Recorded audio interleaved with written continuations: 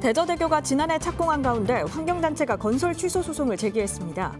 철새 핵심 서식지 등 자연을 지키기 위한 최후의 수단이란 입장입니다.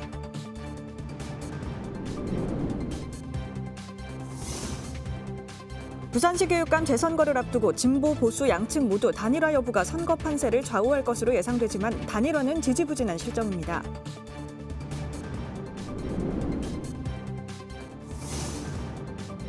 부산 곳곳에서 정월대보름 달집 태우기 행사가 열립니다. 용호 별빛공원에서는 3년째 LED로 된 달집이 불을 밝혀 눈길을 끌고 있습니다.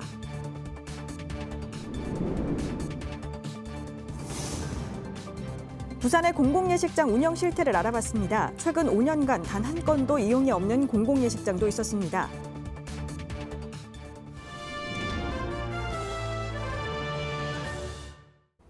여러분 안녕하십니까? BTV 뉴스입니다. 첫 소식입니다. 강서구와 사상구를 연결하는 대저대교는 지난해 10월 공사를 시작했습니다. 하지만 사업 초기부터 계속돼 온 환경훼손 논란은 착공 후에도 이어지고 있는데요. 환경단체는 공사를 중단하라며 부산시를 상대로 소송을 제기했습니다. 장동원 기자입니다. 대저대교는 사상구 삼락동과 강서구 식만동을 연결하는 8.24km 도로로 지난해 10월 공사에 들어갔습니다. 늘어나고 있는 강서구 교통량을 소화하고 서부산권 교통난을 해소하기 위한 도로입니다. 이제 강을 건너와야 우리 강서구가 부산과 연결이 되고 경상남도와 연결이 되기 때문에 강이 매우 중요한데 국가유산청에 형사명의 허가를 다 득하고 대저대교는 작년에 착공을 했고. 하지만 대저대교는 철새 핵심 서식지를 관통하면서 환경훼손 논란이 끊이지 않았습니다. 착공 이후에도 공사를 반대해온 환경단체는 법적 대응에 나섰습니다. 7일 낙동강 하구 지키기 전국시민행동은 부산지법 앞에서 기자회견을 열고 대저대교 건설 허가 취소와 공사 중단 소송을 신청한다고 밝혔습니다. 지금의 대저대교 건설 계획이 천연 기념물이자 멸종 위기종으로 지정되어 보호받는 큰고니의 핵심 서식지 백조의 호수를 훼손한다는 사실은 2021년 6월 환경부가 내렸던 공식 결론입니다. 대저대교 건설 계획을 밀어붙이는 일은 명백한 잘못이며 현행법에도 어긋납니다. 이들은 난개발보다 자연과의 공존이 우선이라며 공사 중단 소송은 자연 환경을 지키기 위한 마지막 수단이라는 입장입니다. 행정절차법상의 확약의 기속력을 일방적으로 무시한 부산시의 이 사건 고시 위법성을 집중적으로 주장하도록 하겠습니다. 대저대교 건설 사업은 2014년부터 추진돼 오다 환경단체의 중단 요구, 부산시의 부실 거짓 환경영향평가서 작성 등으로 10년 만에 공사에 들어간 상태입니다. 부산시는 2029년 준공을 목표로 하는 가운데 법원이 어떤 판단을 내릴지 주목됩니다. BTV 뉴스 장동원입니다. 부산시 교육감 재선거를 앞두고 출마 의사를 밝힌 예비 후보들이 늘고 있는데요. 진보, 보수 양측 모두 단일화 여부가 선거 판세를 좌우할 것으로 예상되지만 각 예비 후보별 입장차가 크다 보니 단일화는 지지부진한 실정입니다. 김윤정 기자의 보도입니다. 부산시 교육감 재선거를 앞두고 진보, 보수 양측 모두 단일화의 진통을 겪고 있습니다. 차정인, 김석준 두 예비 후보가 나선 진보 진영. 차정인 예비 후보는 단일화 추진위 논의에 협력해야 한다고 주장했습니다. 누가 적절한 부산시 교육감으로 앞으로 새로운 미래를 개척하는데 그 자질과 역량이 더 필요한 역량을 갖추고 시민들의 기대에 부응할 수 있느냐 하는 문제는 절대로 개인적인 문제가 아닙니다. 그렇기 때문에 그런 차원에서 추진위가 발족되어 있는 것이고요. 추진위의 논의를 후보자 중에 한 사람으로서 잘 따라가면서 협력해가면서 저희 장점과 자질을 잘 피력해가면서 그 판단을 받아보는 것이 더 공직 후보자로서는 타당한 태도가 아닌가. 김석준 예비 후보는 추진위에 투명하지 않은 단일화 과정에는 참여하지 않겠다고 거듭 밝혔습니다. 우리 아이들을 위해서 누가 더 좋은 교육 정책을 마련하고 잘 집행할 수 있느냐를 가지고 봐야 되는데 진영으로 나누어서 단일화에만 골몰하는 것은 전혀 바람직하지 않다는 입장이고, 일단 지금 추진위에서 진행하는 단일화 방식은 여러 가지 위법적인 소지도 많고, 또 진행 과정에서 불공정의 문제 이런 게 저희들은 심각하다고 보기 때문에 그런 추진위에서 추진하는 단일화 테이블에는 참여하지 않을 생각입니다. 중도 보수 진영의 단일화 논의도 지지부진하긴 마찬가지입니다. 단일화 통합 추진위까지 발족하고 나섰지만 예비 후보들 간 셈법이 달라 단일화 논의는 방향을 잡지 못하고 있습니다. 출마 예정자 모두 시대적 사명을 안고 출마 여부를 포함 통합 추진위의 조속한 시일 내에 다 같이 모여 시대적 대전환기를 맞는 부산교육감 선거를 공동의 힘으로 이겨갈 수 있는 단일화 방안을 마련할 수 있길 강력하게 요청드립니다. 중도 보수 진영 후보군이 모두 참여하는 단일화와 중도 보수 진영 후보 간의 화합과 단결이 전제되는 완전한 단일화가 될 수 있다면 저 전연근은 어떤 조건이라도 수용하며 중도 보수 진영의 단일화에 앞장서겠습니다. 개인의 이익보다 부산교육의 미래를 우선시하고 신뢰를 저버리고 각서를 파기하는 일탈 행위를 중지하십시오.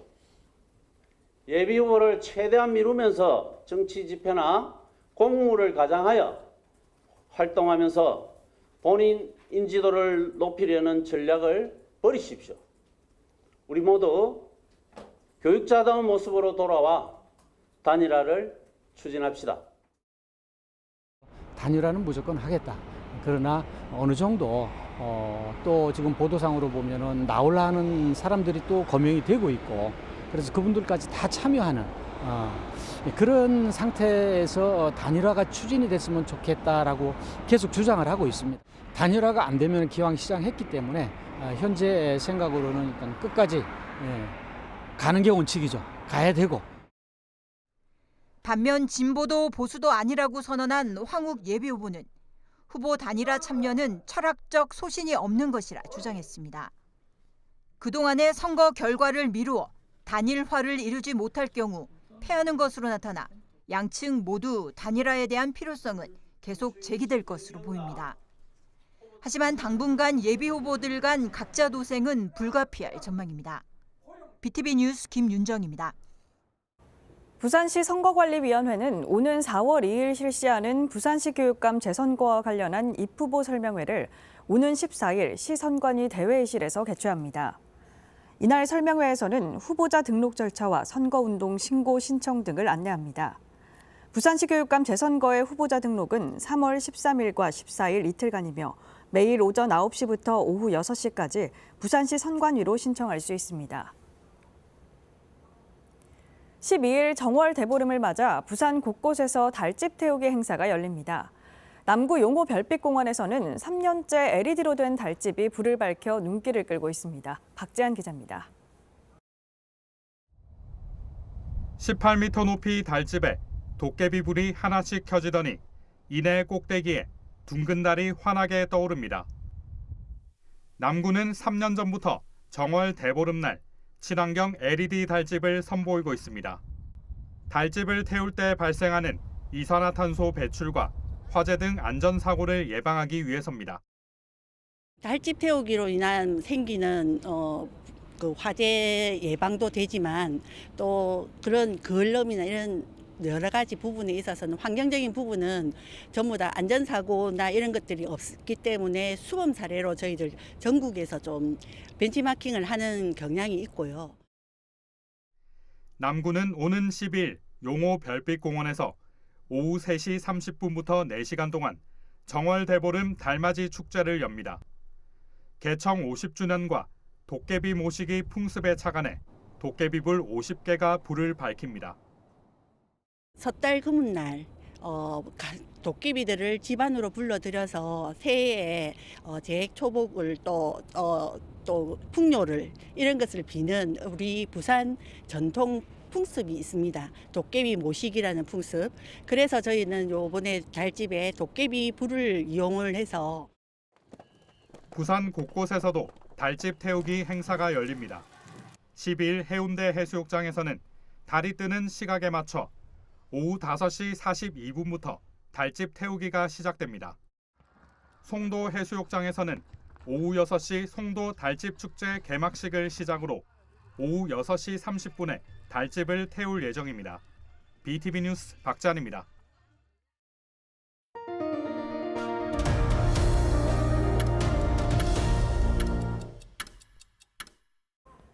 부산의 공공예식장은 어떻게 운영되고 있는지 그 실태를 알아보고 있는데요. 오늘은 부산시가 예비 부부들에게 결혼식 비용을 지원하겠다고 한 공공예식장 12곳의 실태를 알아봤습니다. 보도에 김석진 기자입니다. 정부의 공공개방자원 사이트인 공유누리집입니다. 이곳에 등록된 부산의 공공예식장은 모두 12곳. 예약 신청을 위해 상세 정보를 받습니다. 전통 혼례만 가능하다는 수영 사적공원. 예약 가능일이 평일만 있습니다. 주말과 휴일이 안 되는 이유를 물었더니 공연 때문이라는 답이 돌아옵니다.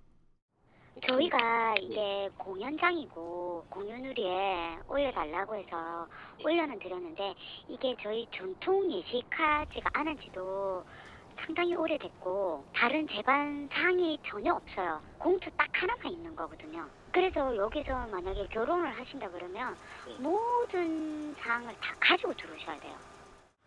여성회관 공공예식장은 이용료가 7,500원입니다. 이용 정원은 30명.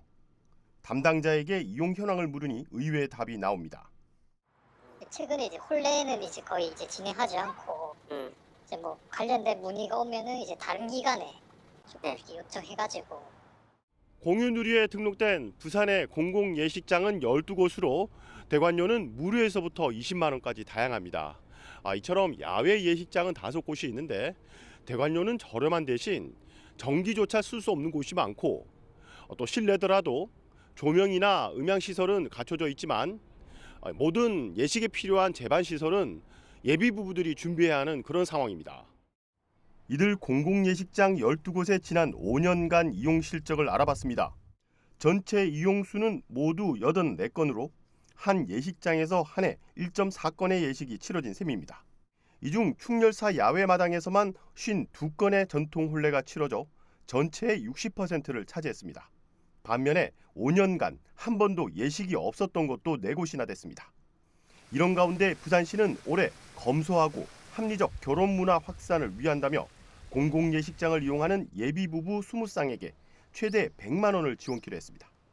부산시가 정말로 공공예식장을 통해서 우리 부산 지역의 청년이든 누구든 결혼식을 여기서 올렸으면 좋겠다는 마음과 의도가 있다면 이런 식으로 시설을 마련해 놓지는 않을 거라고 생각을 하고요. 그 정책의 수요자의 요구가 무엇인지 그것을 좀 파악한 다음에 근데 그 수요자의 요구를 파악해서 정책을 할 만한 뭐 공간이나 돈이 없다면 아예 안 하는 게 맞죠. 한편 부산시는 실적이 저조한 공공예식장 수를 조정하고 추가 발굴에 나설 계획이라고 밝혔습니다. BTV 뉴스 김석진입니다. 네, 앞서 보신 공공예식장 실태 보도와 관련해 취재기자와 좀 더 얘기 나눠보겠습니다. 네, 김석진 기자. 앞서 보도에서 보면 공공예식장 이용객이 턱없이 적은 것 같은데 어떤 이유가 있나요? 네, 일단 최근 5년간 자료만 놓고 보면 그 기간 코로나19의 영향이 가장 컸던 것으로 보입니다. 공공예식장 자체가 가지고 있는 한계, 즉 장소만 대한다는 점에서도 예비 부부들에게 선택지는 아니라는 것인데요. 사실 대관료만 빼고는 공공예식장에서 식을 올리는 비용은 일반 예식장에서 올리는 것과 크게 다르지 않다는 점입니다. 네, 그럼 어떤 분들이 이곳을 이용하고 있나요? 이용한 후에 반응도 궁금합니다. 네, 일단 비용의 부담을 느끼는 분들이 있고 또 가까운 지인들과 함께 간소한 결혼식을 올리고 싶어하는 분들, 리마인드 웨딩이나 이벤트 형식으로 결혼식을 올리고자 하는 분들도 있다고 합니다. 최근에는 그 서구청 웨딩홀에서 이용한 부부는 일반 예식장에서도 알아보다가 비용 때문에 이곳을 찾았다고 하는데요. 장소를 정한 후에 결혼식에 필요한 의상이나 메이크업, 사진 촬영 등을 모두 발품을 팔아서 이렇게 업체와 계약을 했다고 하고 또 하객들 식사 가장 큰 문제인데요. 이 구청에다가 이제 추천한 식당을 섭외해서 이렇게 가서 식사를 했는데 아주 꽤 만족스러웠다고 평가했습니다. 특히 이 부부는 일반 예식장에서 식을 올렸다면은 예식비가 하객들의 식사비까지 포함해서 1,000만 원 이상 들었을 거라고 하는데요. 구청에서 이렇게 공공 예식장에서 식을 올린 데 든 모든 비용은 400만 원이었다고 밝혔습니다. 네, 그렇지만 다른 대부분의 공공 예식장은 규모나 또 지원되는 부분도 대부분 열악한 것 같은데요. 시가 이곳에서 결혼을 하면 100만 원을 지원해 준다는데 공공 예식장을 활성화하겠다는 건가요? 어떤 취지인가요? 네, 시는 결혼 비용 부담을 줄이고 그리고 합리적인 결혼 문화를 확산하기 위해서라고 밝히고 있는데요. 특히 그 대상을 또 특정하지도 않았습니다. 말 그대로 비용 때문에 결혼을 망설이는 분들이나 또 간소한 결혼식을 하고 싶은 예비 부부들이 공공 예식장을 활용해 달라는 취지로 보이는데요. 그러면서도 현재 공공 예식장 운영 상황을 아는지 실적이 적은 공공 예식장 같은 경우에는 이렇게 그 수를 조정하겠다고 단서를 달았습니다. 이렇게 된다면은 서너 개 정도의 공공 예식장만 남게 될 테고 그만큼 이용자의 선택의 폭도 더 줄어들 수밖에 없겠죠. 이에 대한 시민사회 단체의 목소리 들어보시겠습니다. 네. 대관 신청을 하기 위해서 시의 홈페이지에 들어가서 이제 주민들 혹은 시민들을 위한 공공 예식장을 한번 보면 홈페이지를 보는 순간에 과연 예식장으로 여기를 선택할 수 있을지 사실 의문이 들었거든요. 부산시가 정말로 공공 예식장을 운영하고 싶다면 홈페이지나 이런 것부터 좀 개선이 필요할 것 같고요. 그리고 실제 이제 그 홈페이지를 클릭해서 들어가 보면 그 시설들이 사실은 좀 뭐 안 좋다 이런 표현보다는 비참하다 이런 표현이 더 나을 정도입니다. 물론 거기 계신 분들은 그게 또 속상하실 수 있는 부분이긴 하지만 그게 청년을 대상으로 하든 아니면 또 이제 뭐 리마인드를 대상으로 하든 아니면 뭐 이제 나이가 드셨는데 결혼식을 못 올렸던 분을 대상으로 하든 아니면 다문화 가족을 대상으로 하든 그게 어떤 경우라도 결혼식은 인생에서 제일 중요한 순간 아닙니까? 그럼 기본적으로 좀 결혼식 할 그 장소라는 것을 좀 갖춰놔야 되는데 그렇지 못했습니다. 특히 요즘 청년들은 뭐 사진이나 아니면 뭐 이런 게 중요하게 생각되지 않습니까? 그런 걸 생각한다면 부산시가 정말로 공공 예식장을 통해서 우리 부산 지역의 청년이든 누구든 결혼식을 여기서 올렸으면 좋겠다는 마음과 의도가 있다면 이런 식으로 시설을 마련해 놓지는 않을 거라고 생각을 하고요. 네, 김석진 기자 수고하셨습니다. 일하면서 휴가를 즐긴다는 뜻의 워케이션 들어보셨죠? 해운대에 들어선 워케이션 센터도 그중 하나입니다. 출근 전 서핑을 즐기고 센터에서 근무한 이후에는 해변 열차를 타고 퇴근할 수 있는 곳이 입소문을 타고 있습니다. 차선영 기자가 안내합니다. 지난해 4월 문을 연 웨이브 해운대 워케이션 센터. 평일 오전 워케이션 센터 내부에 흐르는 잔잔한 음악과 자유로운 분위기 속에 사람들이 각자 업무에 집중합니다. 미포에서 청사포, 송정으로 이어지는 옛 철길을 따라 해변 열차가 달리고 데크 산책길과 청사포 다리돌 전망대 인근에 자리 잡은 업무 공간입니다. 답답한 사무실에서 벗어나 탁 트인 바다와 파란 하늘을 바라보며 업무와 휴가를 동시에 즐길 수 있는 겁니다. 일하면서 이제 고개를 들면 바다가 보이고 기분 전환하고 또 일을 할 수 있고 또 점심때 맛있는 거 먹으러 갔다가 산책도 하고 그런 휴식 시간 가치가 되게 좋은 것 같습니다. 등대 쪽에 호떡이 맛있다고 해서 호떡 같이 사 먹을 예정이고요. 또 밥 먹고 나서는 이제 전망대에 가서 산책을 함께 할 생각을 하고 있습니다. 서핑의 성지 송정 해수욕장에도 해운대형 워케이션 공간이 있습니다. 출근 전 서핑을 즐기고 근무 시간에는 일에 집중하며 점심은 걸어서 해운대 인기 맛집에 갈 수 있습니다. 상인들은 해운대만의 특화된 워케이션 사업이 얼어붙은 상권에 활력을 불어넣을 수 있을 것으로 기대하고 있습니다. 전년도 대비 한 30% 정도 빠져나갔다라고 생각될 정도로 조금 어려움이 있었습니다. 주말이 아닌 평일에 이렇게 숙박을 지원을 해서 관광을 오는 것처럼 해서 부산 여기 송정에서 이렇게 일도 하면서 저희 같이 이렇게 관광 콘텐츠라든지 그리고 뭐 식당이라든지 운영하시는 분들에게 도움을 주실 수 있는. 지금까지 부산 지역 외 주소지 기업의 재직자들이 이용 가능했지만 3월부터 청사포 업무 공간은 부산 지역 근로자에게도 개방됩니다. 센터 활성화를 위해 문턱을 낮추는 겁니다. 저희가 25년 올해 같은 경우는 워케이션 활성화를 위해서 이제 숙박 바우처는 2박 3일 또는 3박 4일을 선택할 수 있도록 그 선택의 폭을 조금 확대할 거고요. 해운대구는 올해 하루 4만 원, 최대 12만 원의 숙박 바우처와 관광 바우처 1회 3만 원 지원 등을 통해 워케이션 사업을 확대해 나갈 계획입니다. 헬로티비 뉴스 차선영입니다. 올 연말 착공을 목표로 사업자 모집에 나섰던 가덕신공항 접근철도와 접근도로 건설 사업이 시작부터 안개 속입니다. 접근철도 한개 공고와 접근도로 사업에 신청서를 낸 건설사는 한 곳도 없는데요. 공항 부지 조성 공사가 4차례 유찰된 경험이 다시 반복되지 않을까 우려됩니다. 장동원 기자입니다. 지난달 마감된 가덕신공항 접근철도 건설공사 109 입찰에는 롯데건설 컨소시엄과 한신공영 컨소시엄 두 곳이 의향서를 제출했습니다. 국가철도공단은 사전 심의와 정식 입찰 등을 거쳐 오는 8월 최종 사업자를 선정할 계획입니다. 하지만 접근철도 209에는 신청서를 낸 곳이 한 곳도 없었습니다. 접근도로 사업 역시 참여 의사를 밝힌 곳이 없습니다. 전체 16.5km 중 8km 구간과 공항 정거장을 건설하게 되는 209의 경우 전력설비공사와 신호공사를 포함하고 있어 높은 작업 난이도 등으로 건설사들에게는 큰 부담인 것으로 알려지고 있습니다. 3개 교량과 2개 터널을 포함한 접근도로 사업은 총 5,600억 원이 투입되는데 최근 상승한 인건비와 자재비 등을 고려하지 않은 금액이란 의견입니다. 10조 원이 투입되는 공항 부지 조성 공사가 4차례 유찰되는 사이 입찰 조건을 변경하고 결국 수의 계약으로 전환하는 과정에서 6개월이 소요된 일을 떠올리게 합니다. 국가철도공단과 부산지방국토관리청은 최대한 빨리 재공고를 낸다는 입장입니다.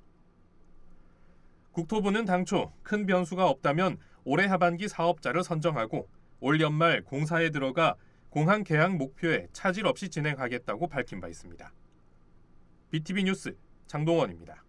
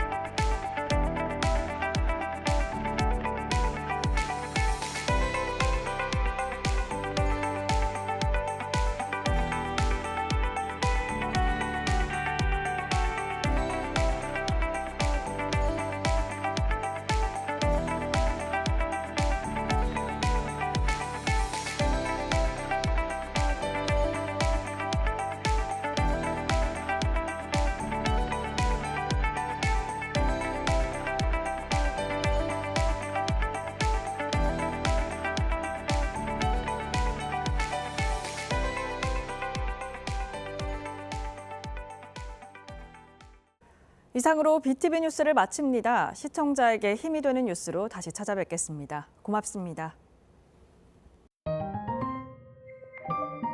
채널 BTV